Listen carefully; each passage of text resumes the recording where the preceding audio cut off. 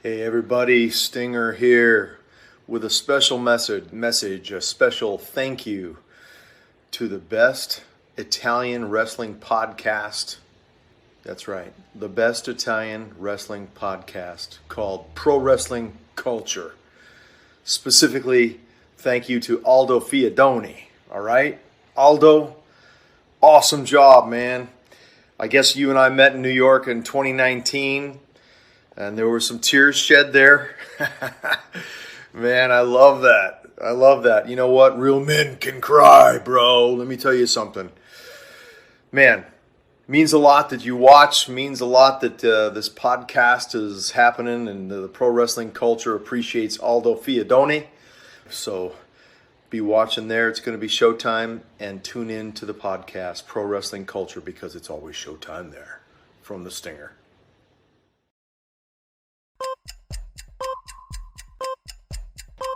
Questo programma non è soggetto a infezioni.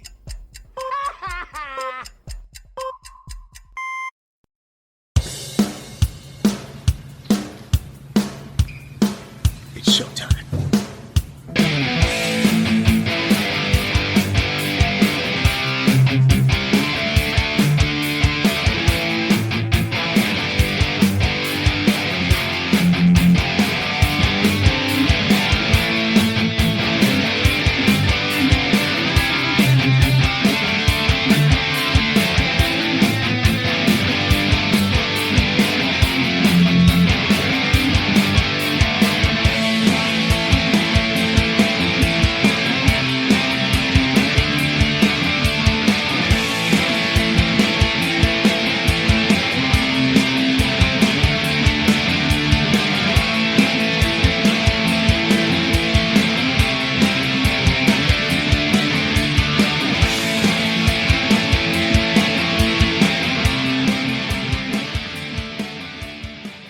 Welcome, ladies and gentlemen, in a new brand special episode of Pro Wrestling Culture. This is the real Messiah, Aldo Fiadone, and with me, the special guest of the evening, the ladies and gentlemen, Damien Corvin. Hi, Damien. How are you doing? How you doing, man? I'm good. Thanks for having me. Perfect. I'm good and I'm ready for this interview because my first question is, tell me anything about your beginnings. For example, who is the first inspiration for your career? So, for my career, the first inspiration for me is Triple H, Shawn Michaels, Eddie Guerrero, guys like that. I was a very small, skinny kid.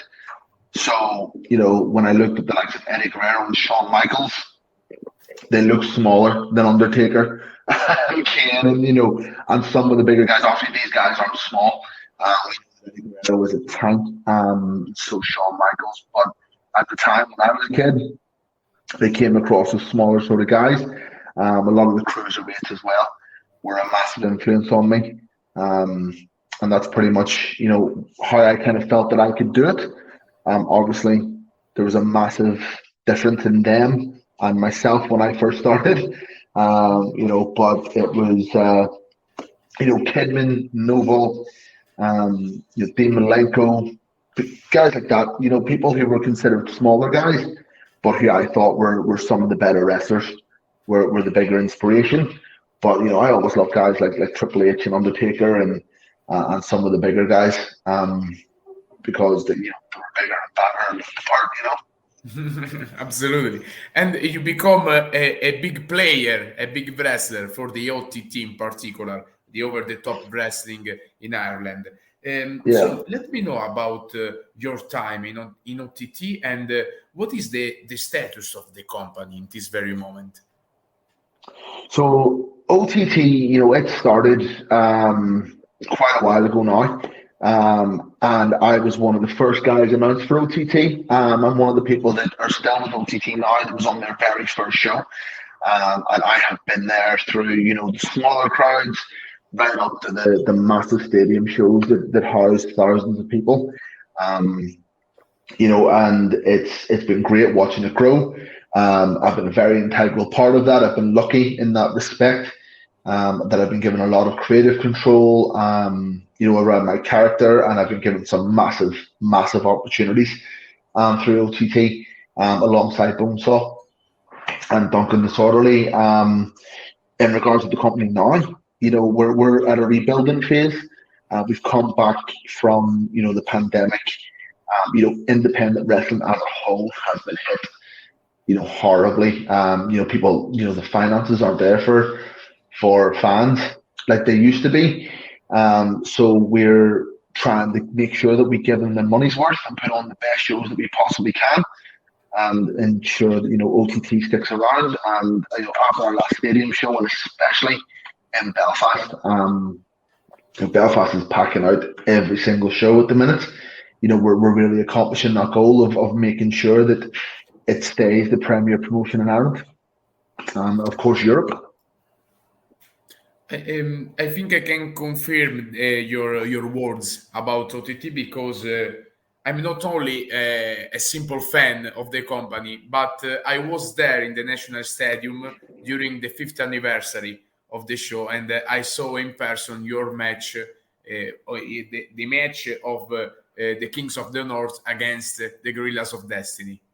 And yeah, absolutely. I was there, awesome match, and I think the OTT and that event in particular was probably one of the craziest and funniest events that I saw in person in Europe, sincerely. And for that, I think I want to say thank you to you and your partner, because that match was awesome. And for the first experience in OTT, just like a fan, that was epic, an epic night, that night in particular.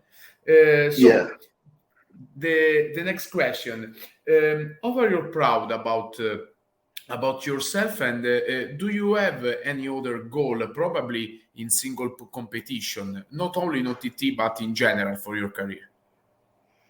Yeah, I mean, generally the goal is to, get a very good contract at a very big promotion. I think that if you're in this business, to be in the business, then that's what you're going to want. There are some guys, and they're in the business to, put on some great matches, to have some fun, and that's the end of it for them. And I have nothing but respect for those guys. But for guys like me, we didn't get into this business not to be, in one of the top promotions, whether that be WWE, AEW, or Impact, or even New Japan. That's the biggest goal for me at the moment. Obviously, I'm predominantly a tag team wrestler. With myself and Bonesaw, I stand by the fact that we are, in the top tag teams in the world. In the UK and Ireland, I say we're the top tag team in the UK and Ireland. I don't say that with any arrogance. I just kind of put that on longevity and consistency. We've been doing it for 10 years now as a tag team everywhere, and that's where that comes from. But there are some amazing tag teams out there, and they're challenging us and they're pushing us, and it's great to see. Guys like the Greedy Souls and the Smoking Aces and Sunshine Machine, the Blockbusters are a tag team we wrestled recently, and those guys were fantastic. From a singles perspective, it's whatever comes. I know Progress have the Atlas division and Atlas weight, so I wouldn't mind throwing my hat in the ring for that. And I the NLW title in OTT is something that I've always pushed for. So, Trent 7 needs to watch his back a bit, I think. Yeah. And about, the tag team competition, because probably you take the tag team competition on your shoulders and improve day by day that division. So you are a former Insane Championship Wrestling Tag Team Champion, TNT Tag Team Champion, and 4-time OTT Tag Team Champion with Kings of the North. Do you have any other dream opponent for a match with the titles on the line, also for a simple classic match, a big moment for your career, like a WrestleMania moment, probably? Yeah, so we've been lucky. I say lucky, luck is what happens when preparation meets opportunity. I'll always stand by that. But we have been able to wrestle against some of the best tag teams in the world, the likes of, the Gorillas of Destiny, Aussie Open. We have wrestled the Gritty Souls. We've wrestled the Smoking Aces, and there's so many fantastic teams that we have gone up against over the years. The team that we haven't wrestled yet, and that we are top of our list, are FTR. Yeah. And the Motor City Machine Guns. So those two teams right now are top of our list. We've had War Machine, we've had some incredible tag teams, British Strong Style. I could go on and on. For OTT, for Progress, for the all these companies. But FTR and the Motor City Machine Guns are top of our list. Obviously, prior to his passing, the Briscoe brothers were our dream match. We've always loved the Briscoe brothers, and Jay's passing was heartbreaking on so many levels, for the wrestling community, especially for his family and friends. From a fan perspective, it was devastating, and from a professional perspective, it was also devastating. That not getting that opportunity to work with such a phenomenal team, and arguably the greatest team of all time. But the Machine Guns and FTR now, they're up there, they're top. So before, during one of my questions, you said COVID changed many things in the indie scenario in Europe, and obviously in OTT. Do you think the supremacy of WWE with the NXT UK roster also did the same thing? No. I know a lot of people had issues with NXT UK. I didn't. I know that OTT didn't, and quite a few people that didn't. NXT UK was a phenomenal small promotion as part of WWE. Obviously, it wasn't small in stature. It's a WWE program, but it was a small part of WWE at the time, and it has generated phenomenal talent for one of the biggest companies the biggest professional wrestling company in the world.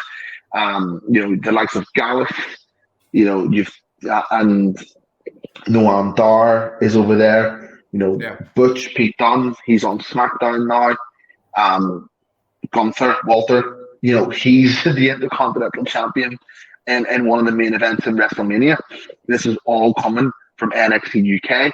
Pretty Deadly are probably one of the most entertaining tag teams on the planet, coming from NXT UK. You've got GYV, obviously wrestling as Schism at the moment, but their part, they all come from NXT UK. So, as hard as it was not to be able to have this incredible roster of talent available for independent shows like OTT or ICW or TNT,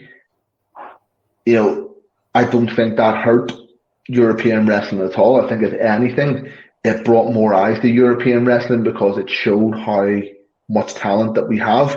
Because NXT UK was just a drop in the ocean of the volume of talent that is in this country. Both in Ireland and in the mainland UK. So no, I think NXT UK was a positive for European wrestling, and if they go ahead with NXT Europe, I think that will also be a positive for European wrestling, because yes, they might sign people up to contracts, and yes, they may no longer be available for independent dates, but there is a fresh crop of hungry young talent that are going to step up and take the place of the contracted guys. And there's a massive crop of veteran talent that, they might not get that opportunity with the contract, but they're going to hold down the fort for European wrestling. So I believe it was a massive positive. I don't see where the negative aspect comes from, if I'm being perfectly honest. I saw my friends make money and make history, and that's all you can really ask for. And that's it. Yes, absolutely. So another big step for the European wrestling will be the AEW All-In Wembley Stadium. Yeah. So after the announcement of Tony Khan about that show, what effect has this news had on you and pro wrestlers in general for in Europe? I think it's had a positive effect. Again, I can only really speak for myself, and maybe for Bonesaw, and a couple of the guys that I would be close to in pro wrestling. But again, it's another huge show being held in Britain. So after the Clash at the Castle with WWE, we have Money in the Bank from WWE. We have AEW running All In at Wembley, with possibly the biggest main event in for a lot of wrestling fans. We have Impact Wrestling are bringing back their tour. We have possible news of a Ring of Honor tour coming to the UK. So all I see is opportunity for European wrestlers, opportunity for European fans, and opportunities for these larger companies like AEW, like WWE, or Impact, or Ring of Honor, to scout and see more European wrestlers, and see our style, because it's different, and it hits harder, and I think it's one of the better styles out there. So I would just look forward to seeing, are we going to see some of our guys get to perform in Wembley? Yeah. Are we going to see some of our guys and girls get to perform, at Money in the Bank? Are we going to see, some of our guys and girls show up on weekly television? So I only see it as a positive. But I'm an optimist in that sort of way. Yes. I don't think you can blame anybody else for anything else. You just put your head down and work hard, and hopefully you get the results out of it that you get. That's why we're seeing, the likes of Damien in New Japan. It's why we had Session off in Ring of Honor previously. It's why we have so many NXT UK talents and that are not on NXT.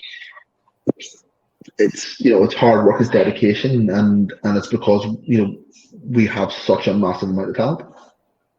Yes, because like the tours of TNA Impact of years ago, or Clash at the Castle, or the various New Japan Pro Wrestling tours in Europe, that show of Wembley can help the European scenario totally, I think. So, Damien, thank you very much for your time. Sincerely, thank you very much for this conversation, for this interview, because I think we had a nice chat about your career, about this moment of professional wrestling, and I hope to see you again in the future in person, in particular in OTT, probably for the next anniversary of the show.